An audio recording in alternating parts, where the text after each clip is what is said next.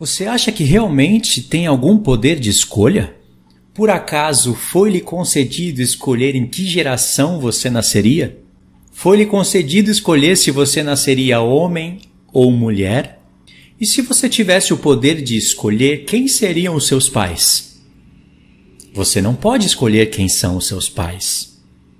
Você não pode escolher se nasceria pobre ou rico, senão você escolheria nascer rico.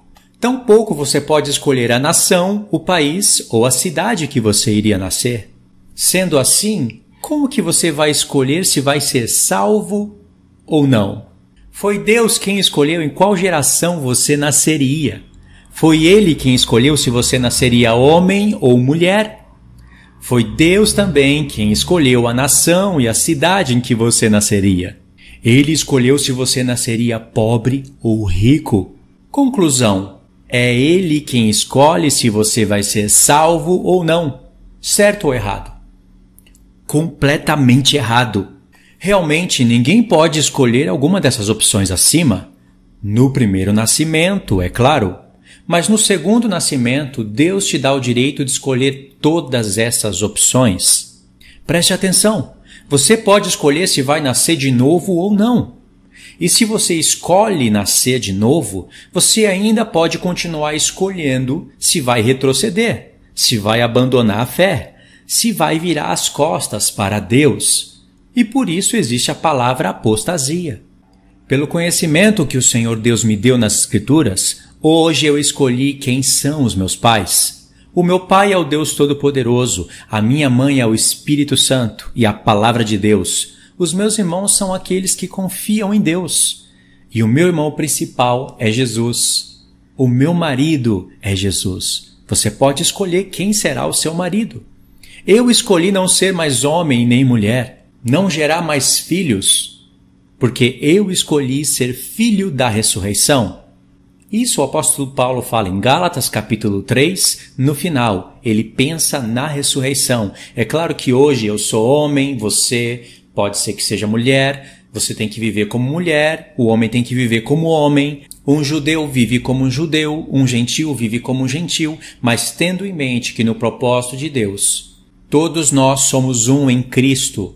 Em Cristo não há mais servo ou livre, homem ou mulher. Esse é o propósito da ressurreição. E na ressurreição nós seremos reis e sacerdotes, semelhante aos anjos de Deus. Essa escolha foi dada a todo homem pela pregação do Evangelho. Eu posso escolher a nação na qual eu vou nascer, isto é, o Israel de Deus. Eu também posso escolher a cidade em que eu vou nascer, Jerusalém. É de lá que nós iremos reinar, os vencedores. Eu posso escolher ainda ser rico em Deus. Eu posso escolher mais ou menos em quantas cidades eu vou reinar. Isso depende do meu esforço também. Você percebe agora como aquelas primeiras perguntas, as primeiras palavras do vídeo podem ser bem perigosas nas mãos de quem não conhece a palavra de Deus? Nas mãos de quem não se importa por ler toda a Escritura? Nas mãos de quem se esforça para fundamentar doutrinas de homens? Falando em doutrina de homens, vamos analisar agora dois textos de pessoas que lutam para fundamentar doutrinas humanas e até mesmo diabólicas. Presta atenção.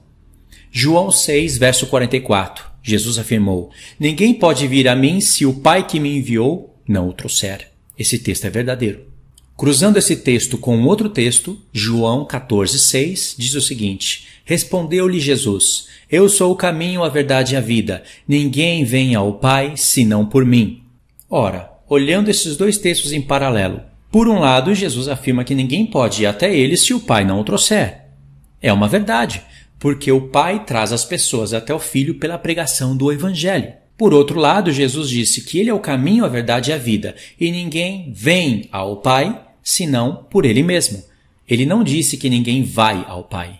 Ele disse que ninguém pode ir ao Pai apontando para Ele mesmo, porque o Pai estava nele. Essa é outra realidade. Mas tem pessoas que usam esse texto para falar que Deus escolhe quem vai ser salvo e escolhe quem não vai ser salvo. E muitas pessoas acham isso lindo, porque sempre elas serão os queridinhos e os eleitos de Deus. Elas nunca serão aqueles que Deus não escolheu ou que o Filho não escolheu. Elas sempre serão os queridos de Deus. Esse é o evangelho mais porco que eu conheci na minha vida. Aliás, de evangelho, ou seja, boas novas, não tem nada, porque isso não é boas novas.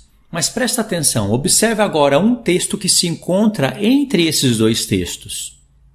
João 5,34 se encontra entre os dois textos e diz o seguinte: Eu, porém, não aceito humano testemunho. Digo-vos, entretanto, essas coisas para que sejais salvos. O que Jesus está dizendo? Ele está falando a respeito de João Batista, ele está num discurso com o povo judeu, e ele está dizendo que ele fala todas essas coisas do contexto para que eles fossem salvos. Note, esse texto não é lido pelos infiéis, embora eles conheçam a existência desse texto, porque esse texto parece contrariar a ideia deles, então é melhor eles não lerem esse texto. Sabe o que acontece? O mesmo grupo de pessoas que estava ouvindo que ninguém pode ir ao Pai se Jesus não o enviar, e que ninguém pode ir ao Filho se o Pai não o trouxer, é exatamente o mesmo grupo de judeus que estavam ouvindo: Eu digo todas essas coisas para que vocês sejam salvos. Olha o que Jesus afirmou no mesmo contexto. São textos que se encontram entre aqueles dois, que a linha calvinista usa de maneira errada e infiel. Jesus disse o seguinte, João 5, 39 e 40. Examinais as Escrituras, porque julgais ter nelas a vida eterna. E são elas mesmas que testificam de mim. Contudo, não quereis vir a mim para terdes vida. Jesus está jogando isso na cara deles. No contexto, Jesus fala, sim, ninguém pode vir a mim se o Pai não o trouxer, e ninguém vai ao Pai se eu não levar. E nas Escrituras está dito, está testemunhado, que elas têm a vida eterna e elas falam a meu respeito, mas vocês não querem. Aí está o poder de escolha. E para mostrar que Jesus queria que eles fossem salvos, e muitos deles não foram, Jesus disse, 5 versos antes, Eu, porém, digo todas essas coisas para que vocês sejam salvos. Jesus não pode estar se contradizendo na sua fala, e para que não haja contradição, os infiéis da linha calvinista usam o seu próprio método para ler e explicar a Bíblia. Isto é, alguns textos são eleitos para serem lidos, outros textos não são eleitos e por isso eles não leem. Não julgaria Deus um povo assim? Um povo que diz conhecer a palavra de Deus e que prega a salvação e a justiça, aspas, afirma que Deus, podendo salvar uma pessoa, simplesmente ele não quer, mas obriga a outros que não querem ser salvos a serem salvos. Esse é um povo rebelde que ensina apostasia, porque eles falam que os eleitos voluntariamente são salvos.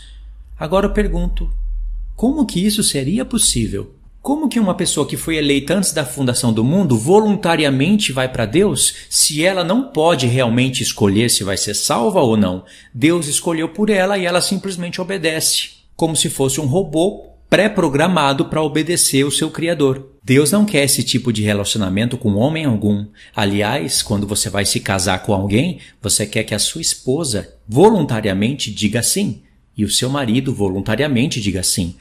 Você não quer programar a pessoa para dizer sim e se caso você não programasse ela para dizer sim, ela diria não. Isso não te satisfaria. Como vai satisfazer o Criador? Porque se Jesus não quisesse que muitos daqueles judeus não fossem salvos, ele não teria dito, eu digo-vos todas essas coisas para que vocês sejam salvos. Ele deixou uma coisa bem clara, o Pai enviou ele. E pela pregação do Evangelho, pelas curas que o Senhor Jesus fazia, pelos milagres, eles poderiam testemunhar isso. Aliás, tem um outro texto que eu não li em que Jesus fala, se vocês não creem em mim, creiam por causa das obras. Ele ainda está dando opções a mais para eles crerem e serem salvos. Mas é uma realidade, ninguém pode ir até ele se o Pai não enviar. Agora, quem que são aqueles que o Pai quer enviar até o Filho? Aqueles que ouvem a voz do Espírito Santo. Aqueles que olham a justiça de Deus, que não ficam escandalizados com a justiça. Quem são aqueles que o Filho quer levar até o Pai? Aqueles que obedecem a sua palavra. Por isso, irmãos, eu afirmo para todos vocês, o quanto mais rápido você abandonar a doutrina calvinista, mais saúde espiritual você vai ter. Não se engane com nenhum pastor, com nenhum reverendo, com nenhum homem que tenha aparência de santidade, mas que torce as Escrituras. Todos nós estaremos diante do tribunal de Cristo para receber ou o bem ou o mal. Tem pessoas que amam chamar a injustiça de justiça, amam chamar o que é amargo de doce e o que é doce chamar de amargo. Esses receberão punição do Senhor. Ninguém vai brincar com a palavra de Deus e ficar impune diante do Senhor. Esse é um vídeo que serve de aviso para todos vocês e Deus levantará muito mais pessoas para darem avisos, para que muitos de vocês sejam realmente salvos, realmente eleitos, porque a eleição é bíblica. Não a eleição calvinista, mas a eleição bíblica contextualizada pelo Antigo Testamento e pelo Novo Testamento. Que o Senhor Deus abençoe a todos os que estão ouvindo esse vídeo em nome do Senhor Jesus.